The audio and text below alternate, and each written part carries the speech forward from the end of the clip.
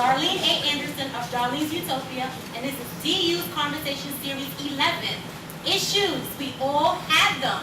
What will it take for this to work is the topic for this evening. I have two amazing guests joining us, Miss Déjà. Welcome, Déjà. Thank you for having me. Thank you. Radio personality, and Mr. Wil Townsend of The Blueprint. Thank you for joining us. So let's get it in. Issues. You both have your own respective lives. Déjà, you are recently married. Yes. Okay, how many years? Less than a year. Yes, a year. Less than a year. I'm sure we will find some issues in that. And Wil, your status is? You're dating. Now, how old are you, Wil? Just don't ask me that.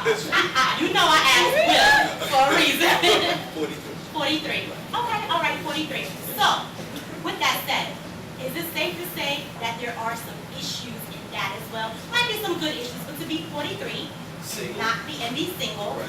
there are definitely some choices that you make in your life leading you to this state, correct? I agree. Okay, good family.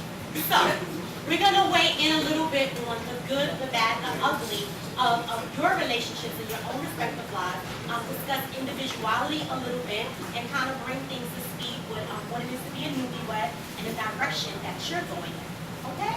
All right, so we'll start with you, Okay. Déjà. All right. Can you share with us who Déjà is, more so than the married person? I am an energetic individual, motivated. I'm very driven to pursue higher things. Yes. And I brought that into this relationship that I'm in with my husband. But that's who I am. I'm a motivator. I am an encourager. That's me. Okay, all right, great. I had the pleasure of participating on a panel with Déjà in August Yes. at Catch Your Lounge. Yes. Shout out to Complete Chocolate Couples. We have them in the house tonight. Thank you very much. We participated on the panel and we were discussing what black women want in black men. It was it got a little hot there. It was very interesting. Very interesting. Shots fired. I mean, there were times when I thought I needed a bulletproof vest. I know. The men came in like representing, talking about, we want to know why y'all so angry. And I was like, this is why we're angry. But it was very, it was healthy for women to speak about what it is that we're looking for, not just in black men, but men in general. So I want to know, what was it like for you as an individual before you got married as far as the dating scene? The dating scene was very sketchy. As a matter of fact, my husband and I met on a blind date. Because it was just, I had gotten to a point in my life, I was not 22, was not 25, we'll stop here. But, I was beyond all the games at that point. And I just really wanted somebody who was a companion, a friend that I could really grow with and not feel like I'm in competition with. So the dating scene on my own was kind of hectic. Because it's like, okay, are you going to date me? And I being a personality, an air personality, you have a certain kind of following or whatever. Do you know that I work for this particular thing? Or are you trying to holler at me? Or do you want free tickets? Is that what it is? Your case to your CD? Because I don't want to listen to that. So it just got to the point where I kind of got tired of it. And I had a mutual friend who's like, oh, I have a perfect person for you. And that's how I got to it. Because at first I was just kind of chilling. I wasn't in a serious dating mode. I was just going out sporadically because I could find them. Okay. Well said. Thank you for sharing. There are some viewers at home who probably experience the same thing. Right. And it can become discouraging. So what are some things, like you said, you don't know if somebody wants tickets to a show, if they want you to listen to something. What are some things that you observe where you know where someone is coming from jump? Well, you mean in a negative way or a good way? In a negative way.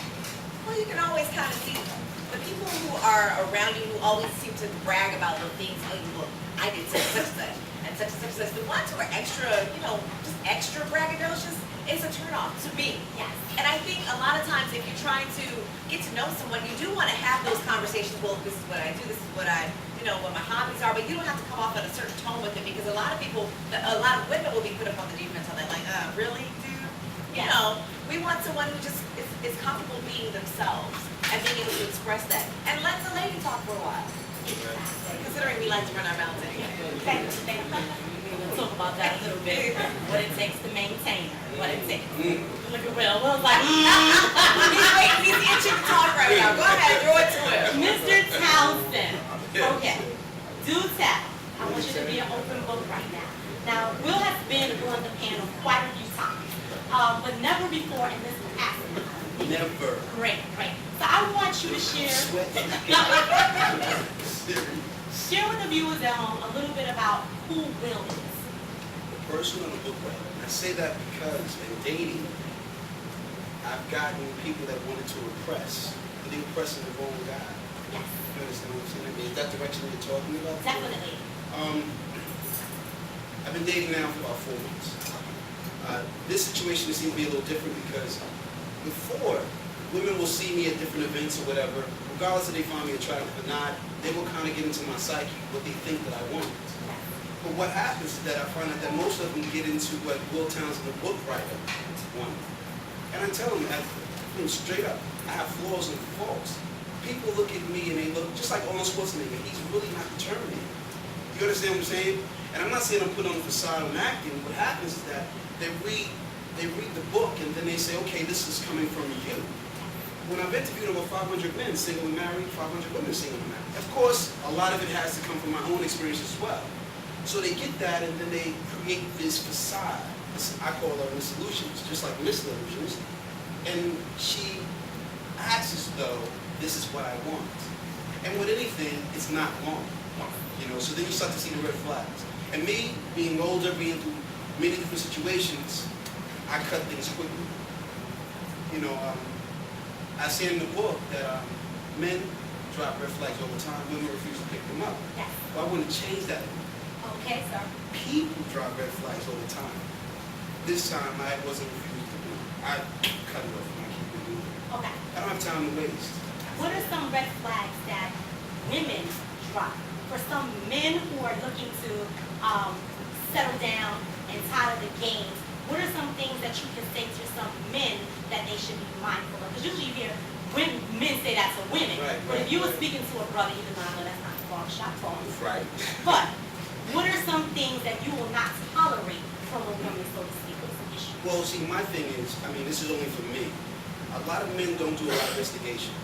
You know, in the book, I also speak about women doing more investigation, but I think men need to start doing investigation. I think you need to allow women to.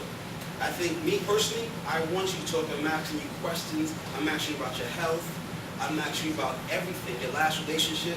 And those things are those elements are very important because then you'll see where her mind is, or that person's mind is. You understand? So with me, I ask so many questions. Like I said, I come out the door. So when was the last time you had sex? I mean, within that conversation of when was the last relationship you've been in, what was the reason? Because everybody's going to tell you what they want you to know. You know, until several months down the line, then you see that this is not the person that I thought he was. My last relationship, you met her.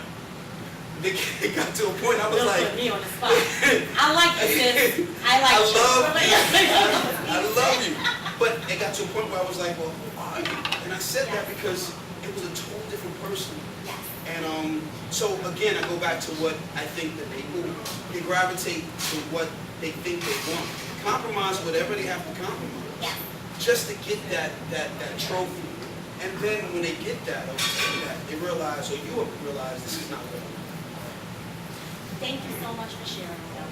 Miss Déjà, growing up, because you shared a little bit in the past about your childhood, and how that molded you into the woman that you are today. There were some positive things, and then there were also some things that you felt that you didn't want to bring into your relationship. Absolutely. Can you share a little bit on some of the things that you did not want to bring into your relationship? Well, you know, a lot of people say if you grew up without a father, you have all these issues and this and that and that. I say that may be the case, but I grew up with a father with issues in the house. Both parents were there. And I saw the dynamic of their relationship, and I just was not feeling it as a young person growing up. I mean, my father was very, be Tarzan, you woman, kind of thing, you know. And I always use the example of, and I joke about this now, I'm like, and I tell my mother, I don't know how you did this, but I remember him coming down, looking at the refrigerator, seeing the ice cream, going back upstairs, sitting in his recliner, and then calling my mom up to go and say, hey, can you go get me some ice cream? When you just saw the ice cream in the refrigerator downstairs. And my mother, with the passive, yes, dear, I'll do it.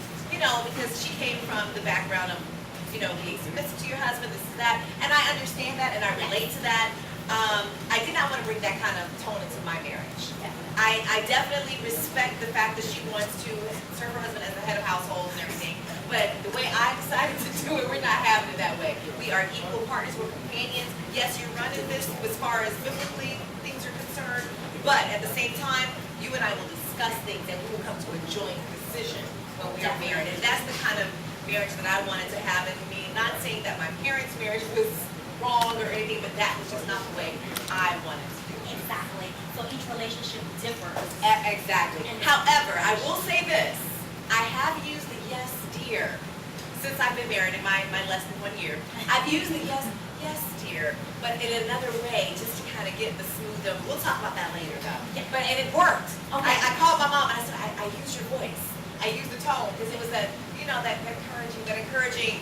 Manipulation. It's not manipulation. It's the pat on the knee. You know, but it worked. It did work, and I said, okay, in that way, I can use that little bit of experience. Definitely. So you hear that? It's all about the tone. It's all about the tone. Mr. Townsend, Yes. you're growing up. You also, can you share a little bit about your relationship with your mother and your grandmother, correct? Right. My mother, well, my father was in the picture. My father's been in the picture since I was 18, and then he passed away of cancer.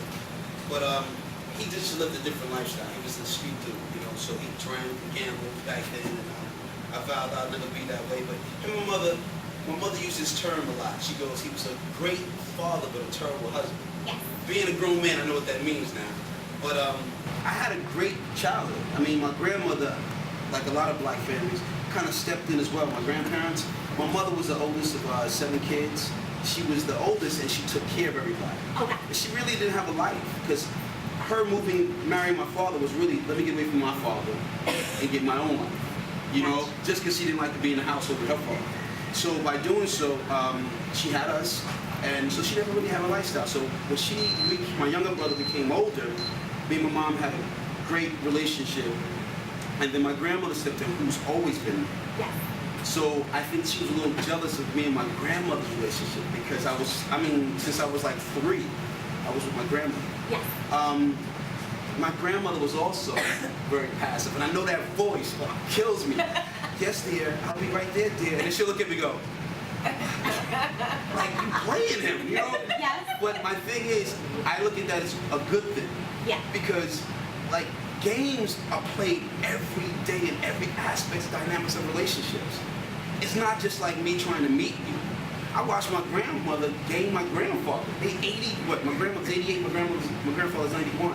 She'll say, Griot, listen, we need $150 for food. He'd be like, for what? For food. You know, with all these grandkids that are about? And all she needs is like $50.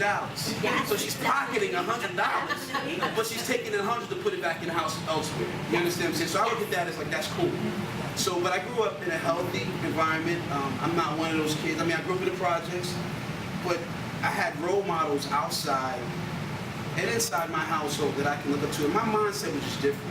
I pretty much knew what I wanted to do. I knew what I didn't want, because I had a lot of examples in my household. Like my father, like I said, he was a great father, but he would go out. He was a manager of a couple of singing groups. Yes. So I've been an entertainer, so I know what comes with that. So as being a grown man now, my father was no good. You know what I'm saying? But he was a man that was trying to learn and do the best he could at the time he was doing. So thank you, Miss Déjà. And Mr. Wil for joining us for this segment on individuality, dating, and the life beyond. All right, I want you to just share with the audience a little bit about where they can find you, some of your upcoming things, your business information. Miss Déjà is actually, she's been embarking on an amazing endeavor, interview coaching. Yes, correct. Thank you. Can you share with us a little bit about it? Well, I basically work with women who are trying to repurpose their dreams. So if you had something that you wanted to do years ago and it kind of got pushed to the back burner, we take those back burner dreams and turn them into front burning reality. So you can go ahead and start thinking about, oh, I remember I used to want to do this. You don't have to feel like there's an expiration date on that dream. You can still do it. Even though you have the kids, even though you have a husband, even though you have this job, you still can find joy in your life, and that's what interview is all about. So you can reach us at interviewcoaching.com, and it's inner, not like you're going on the job interview. Inner, INNER, interviewcoaching.com, and twitter.com/interviewcoach. Beautiful, beautiful. So Ms. Déjà, I always wanted to be a dancer. Yeah, like Leroy from Fame. Don't judge me. Don't judge me. All right. I'm gonna call you. All right, we might have to start with just a little Zumba first. Exactly. We can start doing the can't split. I cannot split Jesus, but we'll start from the beginning. Yes, yes. And Mr. Wil Townsend, always a pleasure, sir. Pleasure's mine. Right now I'm embarking on the same tour as we talked about earlier. Why should I put a ring on it? I'm putting together like a college tour right now. And I'd like to get some of you guys involved in this as well. Currently I'm writing my second book. The second book is a little different from the first one. It's about young black men, raised old men now, in relationships that have been molested when they were younger, how this has taken them, their journey, their mission, their relationships with women. So that's a little more difficult, but we're gonna get that done. That's amazing. Yeah, I think it's a story that hasn't been told. It's tapping on the black community, Yes, among sir. black men, so I think somebody needs to tell the story.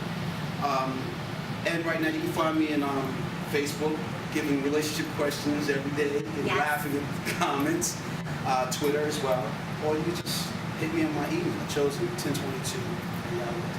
Beautiful, beautiful. Well, thank you for joining me, family, Pleasure. on the couch for the conversation. Yes. Okay. Stay tuned for more of DU's Conversation Series 11. What will it take for this to work?